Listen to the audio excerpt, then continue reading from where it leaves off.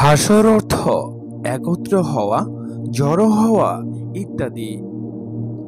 হাসর হচ্ছে আরবি শব্দ, তবে হাসরের দিনের বিভিন্ন নাম রয়েছে, যেমন ইয়াউমুল হিসাব বা হিসাবের দিবস, ইয়াউমুল জাজা বা প্রতিদান দিবস, ইয়াউমুল মিয়াদ বা প্রতিশ্রুত দিবস, ইয়াউমুল জামি বা একত্র হওয়ার দিবস। যে মাঠে সমাবেশ ঘটবে তাকে বলা হয় ময়দানে মাহশার বা সমাবেশের স্থল। পরকালে বিচারের জন্য কবর থেকে উত্থিত হয়ে সব প্রাণী এই মাঠে দণ্ডায়মান থাকবে। পৃথিবী হবে হাসরের মাঠ। হাদিসের ভাষ্য মতে পৃথিবীর উপরিভাগে একটি চাদর রয়েছে, একে পার্শ্ব ধরে টান দেওয়া হবে, ফলে গাছপালা, পাহাড় পর্বত সাগরে পতিত হবে, অতঃপর সমতল হয়ে যাবে। আল্লাহ তাআলা কুরআনে ইরশাদ করেন, আর আমি জমিনের উপরিভাগকে বিচার দিবসে উদ্ভিদ শূন্য মাটিতে পরিণত করে দেব। সূরা কাহফ আয়াত ৮। হাসরের ময়দানের বর্ণনা দিতে গিয়ে রাসূল সাল্লাল্লাহু আলাইহি ওয়াসাল্লাম বলেন, কিয়ামতের দিন মানব জাতিকে লাল শ্বেত মিশ্রিত এমন এক সমতল ভূমিতে একত্র করা হবে যেন তা পরিচ্ছন্ন আটার রুটির মতো। ওই জমিনে কারো বাড়িঘরের বা অন্য কিছু চিহ্ন থাকবে না। বুখারী ও মুসলিম। হাসরের ময়দানের ভূমি সম্পর্কে কুরআনে এসেছে, বিচার দিবসে আল্লাহ তাআলা জমিনকে এমন সমতল মসৃণ ধূসর ময়দানে পরিণত করবেন যে তুমি তাতে কোনো বক্রতা ও উচ্চতা দেখতে পাবে না। সূরা তাহা আয়াত ১০৬ থেকে ১০৭।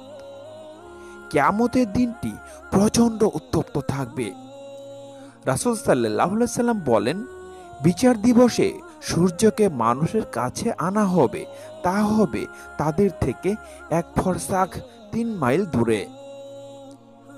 ব্যক্তির আমল অনুযায়ী ঘামের মধ্যে অবস্থান করবে। কারো ঘাম হবে টাকনু সমান, কারো হাঁটু সমান, কারো কোমর সমান, কারো মুখ সমান। হাসরের ময়দানে একটু সুপারিশের জন্য সবাই একে অন্যের কাছে ঘুরবে। হাদিস শরীফে এসেছে, হাসরের ময়দানে মানুষ হযরত আদম আলাইহিস সালামের কাছে গিয়ে বলবে, আপনার সন্তানদের জন্য সুপারিশ করুন। তিনি তখন বলবেন, আমি এর যোগ্য নই। তোমরা ইব্রাহিম আলাইহিস সালামের কাছে যাও, কারণ তিনি আল্লাহর বন্ধু। অতঃপর মানুষ ইব্রাহিম আলাইহিস সালামের কাছে আসবে। তিনি তখন বলবেন, আমি এর যোগ্য নই, বরং তোমরা মূসা আলাইহিস সালামের কাছে যাও, কারণ তিনি কালিমাতুল্লাহ তথা আল্লাহর সঙ্গে কথা বলেছেন। অতঃপর তারা মূসা আলাইহিস সালামের কাছে আসবে। তিনি বলবেন, আমি এর যোগ্য নই, বরং তোমরা ঈসা আলাইহিস সালামের কাছে যাও। অতঃপর মানুষ তার কাছে আসবে। তিনি তখন বলবেন, আমি এর যোগ্য নই, বরং তোমরা রাসূল সাল্লাল্লাহু আলাইহি সাল্লামের কাছে যাও। অতঃপর মানুষ তার কাছে আসবে। তিনি তখন বলবেন, হ্যাঁ, আমি এর যোগ্য, আমি তোমাদের সুপারিশ করব। কিয়ামতের দিন রাসূল সাল্লাল্লাহু আলাইহি সাল্লাম হবেন আদম সন্তানের নেতা। রাসূল সাল্লাল্লাহু আলাইহি সাল্লাম বলেন, বিচার দিবসে আমি হব আদম সন্তানের নেতা। এজন্য আমার কোনো গর্ব নেই। আমার হাতে থাকবে প্রশংসার পতাকা, এজন্য আমি গর্বিত নই। আদম আলাইহিস সালাম সহ সব নবী আমার পতাকার নিচে থাকবেন।